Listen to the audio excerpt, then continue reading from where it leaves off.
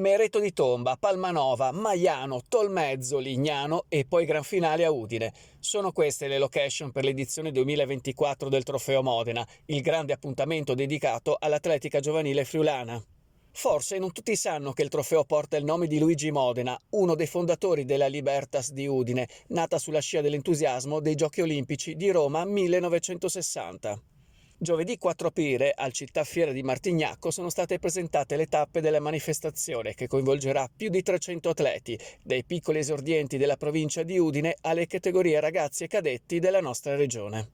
A loro il compito di sfidarsi in corse, salti, lanci. Da sempre lo scopo del Trofeo Modena è dare la possibilità di misurarsi in tutte le specialità. Per questo la classifica viene stilata tenendo conto del miglior salto, il miglior lancio e del miglior parziale ottenuto in una corsa. A fine anno verranno premiati i primi 10 di ogni categoria.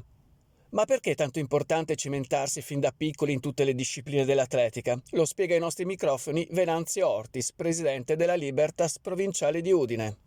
Il trofeo Luigi Modena dà la possibilità di provare a correre, a saltare e a lanciare a tutti i ragazzi che vogliono